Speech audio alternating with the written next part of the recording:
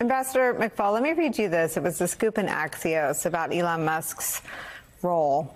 Donald Trump's phone call with Ukrainian President Zelensky on Wednesday included two surprises. Elon Musk was on the line, and Zelensky was somewhat reassured by what he heard from the president-elect. That's according to two sources with knowledge of the call. The new details of the call underscore how influential Musk could be in the second Trump administration and the uncertainty over how exactly Trump will approach Ukraine. Why might President Zelensky have been reassured by Musk's presence on the call? Well, I don't know if he actually was, but that's exactly what he has to say. OK, and which is to say that we were talking about Europe before the break. Many countries, including in Ukraine, I was just in Berlin and Prague a few weeks ago. They've been planning for this outcome. This is not like 2016. They've been courting various people that they think are in the Trump orbit to try to get their ear, particularly the Ukrainians, because they are in an existential fight for the sovereignty of their country. And right after President-elect won the election, who was the first to tweet about it in flattering ways, just like Vladimir Putin understands flattery? Zelensky does too.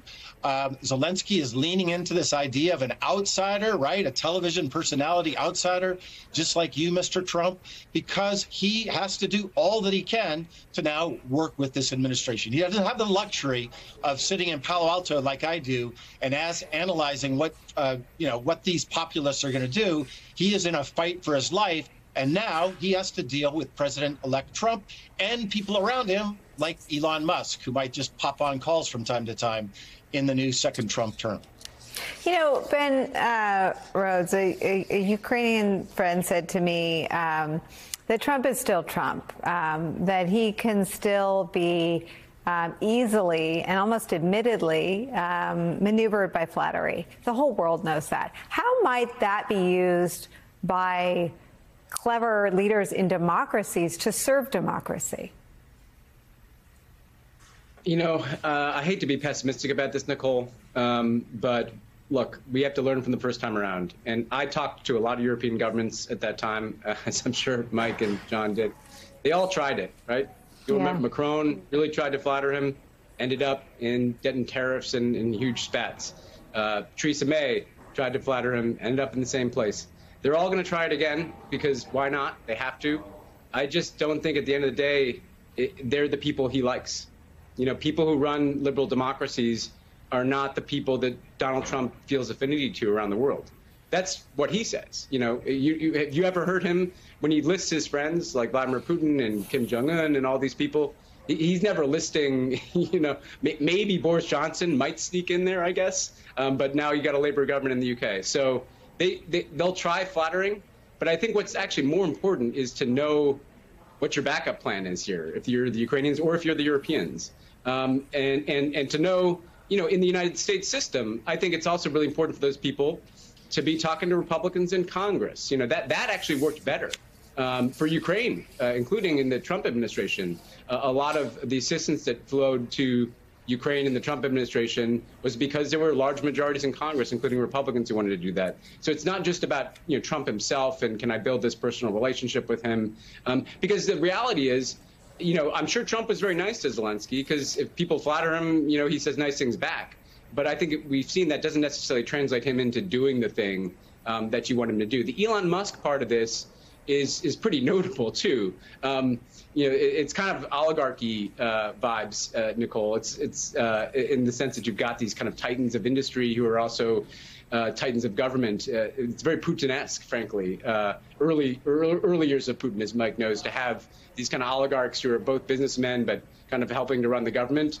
But what's alarming there is that Elon Musk himself has, you know, tweeted out that, you know, he supports his peace plan that is basically Putin's peace plan, which is you kind of freeze the conflict and Russia gets everything they currently have.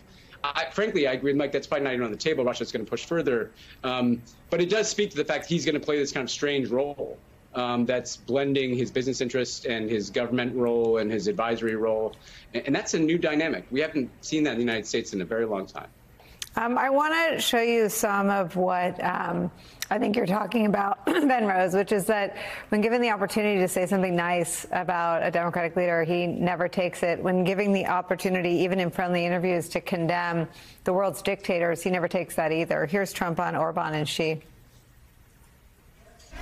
That was the question they asked Viktor Orban, who's really considered a very strong. They said he's a strong man. Sometimes you need a strong man. He's a strong man. They said he called President Xi brilliant. Well, he's a brilliant guy. He controls 1.4 billion people with an iron fist. I mean, he's a brilliant guy, whether you like it or not. And they go crazy. Right. Say, it doesn't mean he's not evil, or it doesn't mean he's not. Yeah, of course not. Dangerous. But actually, we have evil people in our country. That Rogan clip, Director Brennan, is so reminiscent of an interview that Trump did with Joe Scarborough and the guy at Fox, O'Reilly, where he's questioning him about Putin, and he says, you know, and Joe did and O'Reilly did, but, you know, but he kills people, he kills journalists, and Trump defiantly says, we kill people too, and you know, good on. Mr. Rogan there to say it doesn't mean he's not dangerous, it doesn't mean he's not evil. And Trump sees no difference between the brutality in an autocracy and what his role will be as president. What signal does that send to you, Director Brennan? It sends the signal that Donald Trump is most impressed by ruthless strength and wealth. And if you look at the people that he associates with and speaks highly of, whether it be of Vladimir Putin or Xi Jinping or Viktor Orban, these are individuals who have been able to manipulate the politics and the system within their countries in order to suppress any opposition and to be the authoritarian leader that I think Donald Trump wants to be. Also, Elon Musk being the wealthiest person in the world, this is something that Donald Trump salivates over and wants to have a person like Elon Musk very much associated and affiliated with the administration. You know, when Donald Trump was elected in 2016, I was hoping that he was going to grow into the role of the presidency. In fact, I told the CIA workforce, you know, that once he assumes the responsibilities of the presidency, that he's going to recognize just how important that role is. And his first term was a serious disappointment in that regard. And unfortunately, I think we have a track record here.